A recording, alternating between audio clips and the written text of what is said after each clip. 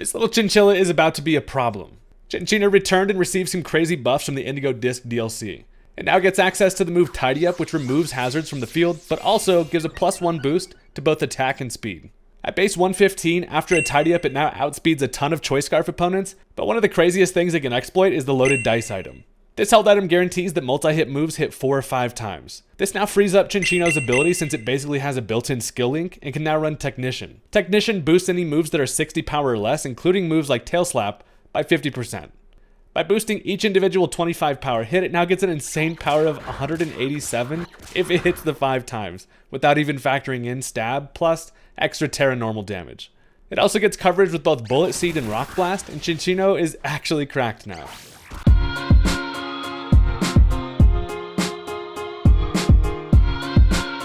Alright, look, there's a ton of Pokemon that came with some fresh buffs from the new DLC. I plan to eventually try them all out on the channel. If you're into that kind of thing, consider hitting that subscribe button.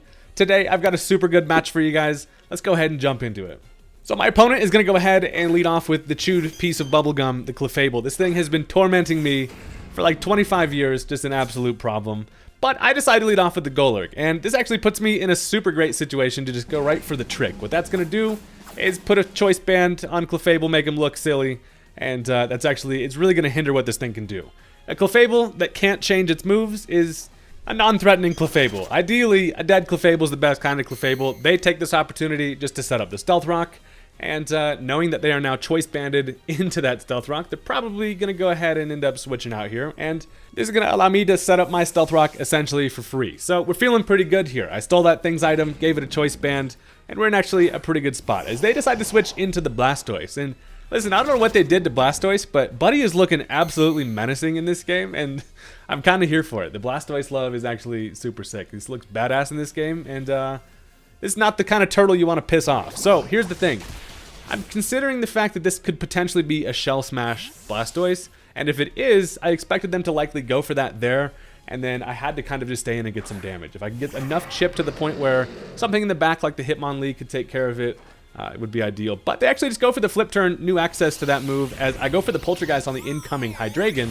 And while I do get some decent damage, the most important thing is we actually notice that I do attack him with his own Choice Scarf. Now, first of all, it's fun to beat the shit out of each individual head with a Choice Scarf, but it actually, now I kind of know what this thing is working with. Knowing, having the intel that this thing is Scarf and going to be a fast set, I can kind of work around that. So, I don't have a lot that wants to switch into this thing, and the 3-headed dragon is actually kind of a problem at this point. So I decided to let him take care of the Golurk.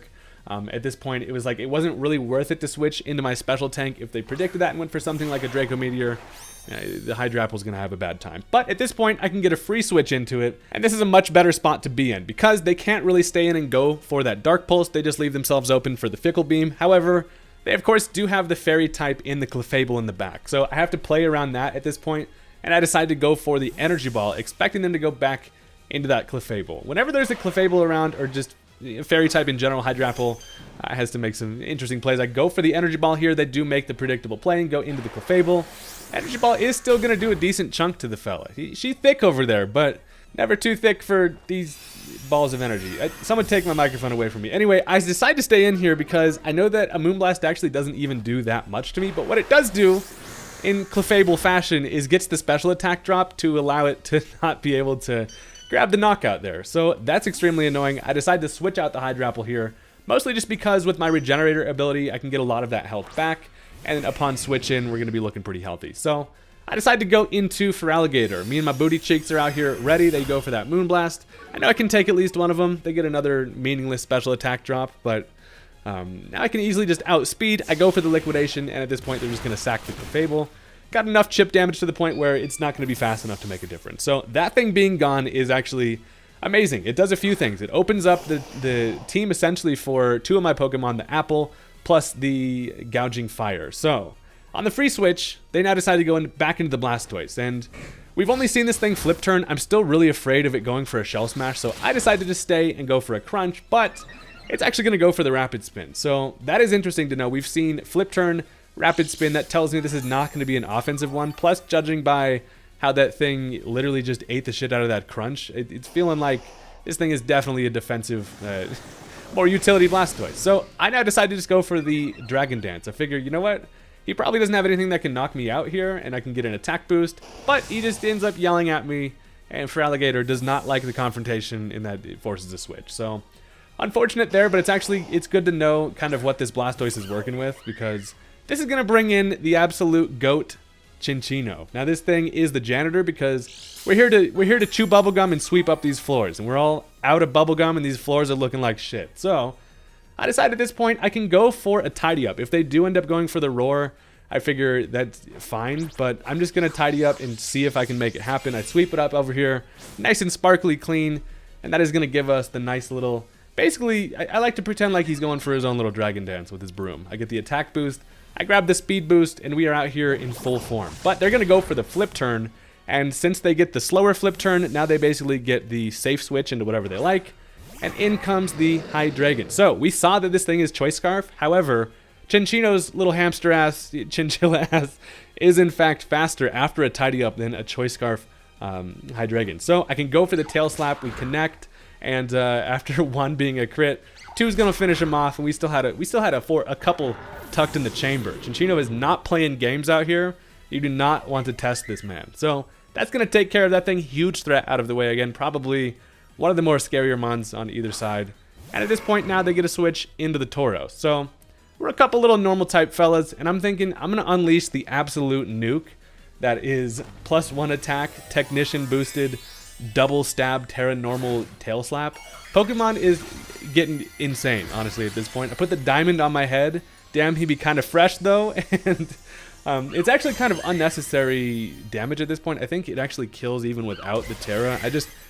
At this point, looking at their team, Cinccino actually absolutely pops off. One does literally nearly half to it. We got at least 3 more in the chamber, and that is going to be a dead Tauros. So, Cantonian Tauros absolutely did not want the smoke, and we are in prime shape with the Cinccino here. So, we hit it 3 times. We are still sitting at enough health to where I'm feeling pretty confident. So they're actually going to end up going into the Metagross here. And I'm still feeling like I can actually do some pretty solid damage with the tail slap here. And at above half health, I should be able to take a bullet punch even if it's adamant. However, it is going to knock me out with the bullet punch. And knowing the calculation there, that tells me that this is going to be a choice banded Metagross. And that is the one thing to ruin Chinchilla's day. So the janitor does go down, but not before we made a nice little splash in the squad. We got rid of the hazards, and we knocked out 2 big threats. So at this point, I get a free switch, and I decide to go into the Gouging Fire. So I activate the Photosynthesis here. It gives me a nice little attack boost. I know that I can take pretty much any attack from this thing and fire off just an absolute insane Flare Blitz, but I'm actually just going to go for the Burning Bulwark here. If this thing turns out to not be choice banned, I'm going to have a bad time. So I just decided to scout, but they're actually just going to switch back into the Blastoise. So, of course, I can't really go for the Protect here, but I'm still in a decent position. I know that it's bulky turtle, but I do have a +1 attack here, and even if it has, like, whatever its strongest water move is, it's still neutral to me. So I'm just going to go for a Dragon Claw here to try to grab some chip. It's actually kind of annoying Blastoise at this point. They actually end up grabbing a critical hit, does a bunch of damage, and then they fire off the Hydro Pump. Shout out to Blastoise for actually using its cannons now. Game Freak truly did us a solid on that one. I cannot believe that it's been like 20 years. They finally got back to the Pokemon Stadium levels to where he uses his cannons. But luckily, I'm able to take it. I can fire off another Dragon Claw, and that is going to finish off the Blastoise. So, now they get a free switch, and they decide to bring in this thing.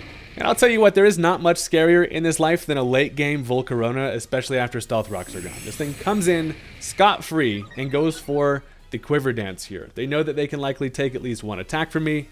They grab the boost, and I do just go for that Dragon Claw here. So what I do is I actually get some super respectable chip damage, and that's actually important because in the back, I have an answer to this if I have enough damage, and that is with the Hitmonlee. So, they're going to stay in, they decide to go for the Terra, and they're going to go full Water Terra because it would not be a Volcarona if it wasn't going for that Terra there. So, it's going to go for that defensive Terra, and at this point, it does actually just fire off the Terra Blast that is going to take care of the prehistoric-ass Entei. So, I have an issue on my hands, but I also do have a problem. I like to keep the Hitmonlee in the back because this thing is just super nice as a late game kind of answer, and this is a great opportunity for it. So, I can bring in the Hitmonlee, and essentially the way this set works is I have Normal Gem, which boosts the power of Fake Out just a tiny bit, but more importantly, it uses up the item and activates my Unburden ability, which doubles my speed. So even with a Quiver Dance, Hitmonlee will be faster than that thing after Unburden. So they're actually going to end up going ahead and switching into the Metagross here. They fake out, obviously, you know, these buddies, the damn Cybertruck out here, he's not going to take a whole lot of damage from that. But I activate that normal gem, and now I'm like, damn, that was actually a really nice defensive switch, because now I find myself in a spot where Hitmonlee kind of has to deal with the consequences he's set himself up for. But the good news is Volcarona no longer has that Quiver Dance, and that's going to be the most important thing. So I go for the knockoff here. That does get rid of the Choice Band, confirms Choice Banded Bullet Punch, ruined my day. But they go for that Meteor Mash. It does knock me out and also gives them the attack boost, which is overall just kind of rude at this point. But now we have an extremely close match. It's 2-2. They have the Volcarona in the back, and here I can go into Feraligatr. So what Feraligatr does here is they can't Bullet Punch. Even at +1 attack, it's not going to be able to knock me out without the Choice Band. So they decide to just go for an attack there, and I outspeed and finish it with a Crunch, because Sheer Force Feraligatr with Life Orb is an absolute menace and should be dealt with. But now their final Pokemon is going to be Volcarona. So they find themselves in a spot where they can't Quiver Dance or else they die, but they also have a super effective attack on my last Pokemon in the form of Bug Buzz, which does still have the stab from its original bug typing. So down to my final Pokemon, and it is going to be the Snake Apple. Young Snapple is coming out here. I am Assault Vest and max HP, and if there's any chance to live, it's with this thing. I'm full special tank. I can go for an Energy Ball, but it all comes down to this next Bug Buzz. And ladies and gentlemen, this is exactly why Hydrapple is my favorite new Pokemon in this DLC. I'm able to barely hang on and fire off an Energy Ball to win the game. Assault Vest, Regenerator came in extremely clutch from the Hydrapple, and that literally could not have been a closer ending. I thought that was just a fun game overall, and it's really cool to use all these new kind of strategies in Pokemon. So let me know if you enjoyed the video. If you did, make sure to leave a like. It really does help out the channel, and I appreciate all the support, guys. Thank you for watching. I will see you next time. Peace out.